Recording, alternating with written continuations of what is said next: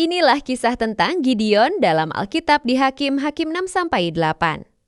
Orang Israel melakukan apa yang jahat di mata Tuhan? Seperti menyembah berhala. Akibatnya Tuhan menyerahkan mereka ke bangsa Midian. Selama 7 tahun lamanya, penindasan bangsa Midian kepada orang Israel sangat berat. Bangsa Midian berkemah di daerah mereka dan memusnahkan hasil bumi dan bahan makanan. Tidak dibiarkan tersisa sedikit pun di Israel, juga domba atau lembu ataupun keledai. Lalu Tuhan mengutus malaikat ke bangsa Israel dan datanglah malaikat Tuhan dan duduk di bawah pohon tarbantin di Ofra. Malaikat itu menampakkan diri kepada Gideon dan berfirman, "Tuhan menyertai engkau, hai pejuang yang gagah berani." Lalu Gideon menjawab, "Maaf Tuan. Jika Tuhan menyertai kami, mengapa semuanya ini menimpa kami?" Lalu Tuhan berfirman, "Pergilah dengan kekuatanmu ini dan selamatkanlah orang Israel dari cengkaraman orang Midian." Gideon menjawab kepadanya, "Jikalau aku mendapat kemurahan hatimu, berilah kepadaku tanda bahwa engkau sendirilah yang berfirman kepadaku."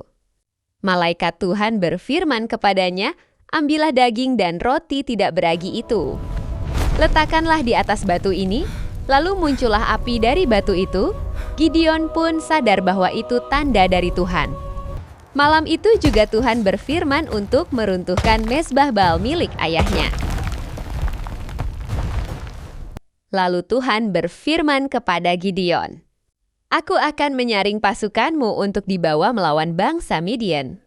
Pilihlah pasukanmu yang meminum air di sungai dengan menjilat air dengan membawa tangannya ke mulut. Dan orang yang menjilat air dengan membawa tangannya ke mulut berjumlah 300 orang."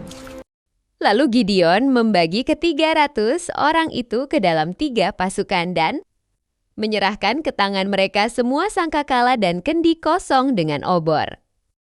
Berkatalah Gideon kepada mereka, "Perhatikan aku dan lakukanlah seperti yang kulakukan.